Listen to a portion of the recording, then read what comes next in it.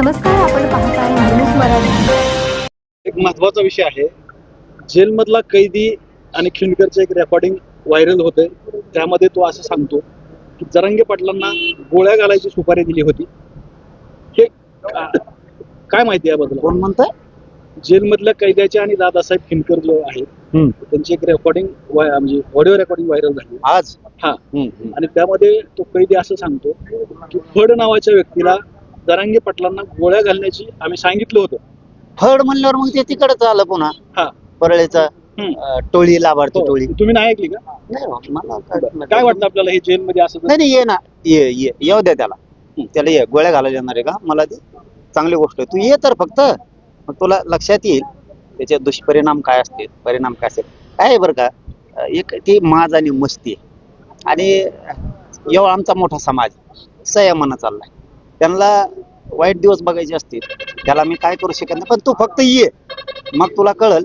आम्ही पण वाट बघतोय तू ये तुला त्या दिवसचा दिवस दिसल कसा असतो राज्यातला।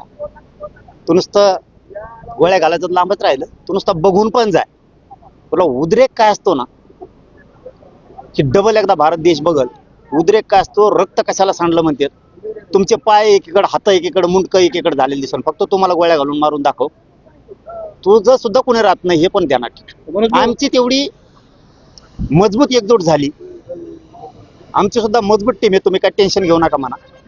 तुम्ही तुमच्याजवळ गोळ्या आहेत तर मराठ्याजवळ बी गोळ्या आहेत तुमजवळ जे काय ते आमच्याकडे सुद्धा मराठ्यांकडे आहे आमच्याकडे बी कुऱ्हाडी आहेत ना। तुम्ही जर आमचे लोक मारणार असलात गोळ्या घालून आमच्याजवळ कुऱ्हाडी आहेत कोयते आहेत सगळं आहे आमच्या लोकांकडे सुद्धा।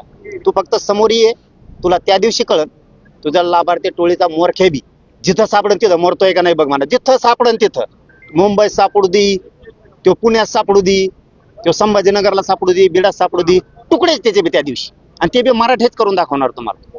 आम्हाला या टोकाला जायचंच नाहीये म्हणून आम्ही समाजाला संयमानं ठेवतो।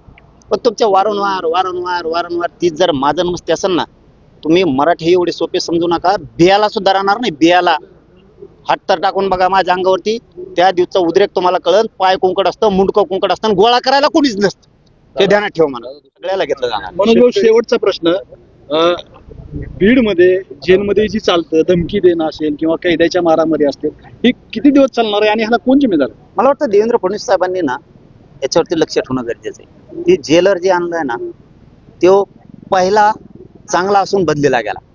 तुम्ही काय म्हणतात देवेंद्र फडणवीस साहेब आमच्या की बीडचं मला ना सगळा गुंडाराज संपवायचा मग गुंडाराज जर तुम्हाला संपवायचा तर पहिला जेलर का बदलेला?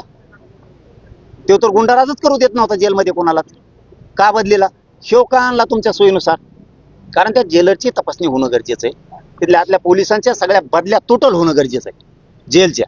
मी तर म्हणतो देवेंद्र फडणवीस साहेब या मीडियाच्या बांधवाच्या माध्यमातून तुम्हाला सांगतो तुम्ही बीड जिल्ह्यातल्या अख्ख्याच पलट्या मारा एकदा पूर्णच पोलीस सगळे अधिकारी महसूल पासून सगळे बदलून टाका काही ठेवू नका एकदा हे डाव करा तेव्हा ती बीडचा गुंडाराज चालणार आहे। गुंडाराजला कोण भेटव त्यांना आता याचे बुंगारी 4-5 नाही तर 10-15 मुतड पेतेत आणि येते उडे आणतात कोणकडे। तू ये बरं टप्पर आहे का तू ये फक्त तू काय जेलमधून सांगतो गोळ्या घालणार कोणाला सांगितलं आमक्याला सांगितलं तमक्याला सांगितलं तू ये तो मोरख्या बी राहतोय का बघ ज्या दिवशी आपण जाईल ना त्या दिवशी तो सापडन तिथं गेला म्हणून समजायचा नाही आता सापडन तिथं गेला तो। परांड्यात तुम्हाला चविष्ट जेवण हवंय का? चला तर मग या हॉटेल किनारामध्ये।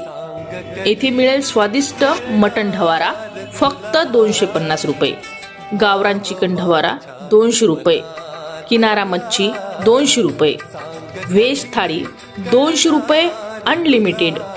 वाढदिवस मीटिंग किंवा कार्यक्रमासाठी AC मीटिंग हॉलची खास सोय। जेवणाची ऑर्डर असल्यास हॉल भाडे नाही। मंथली मेस स्वीकारली जाईल। पिंपरखेड रोड परांडा। प्रोपरायटर आप्पा वारे। ऑर्डरसाठी संपर्क 8975210134। अशाच नवनवीन बातम्या पाहण्यासाठी न्यूज मराठी चॅनलला सबस्क्राईब करा, लाईक करा आणि शेअर करा।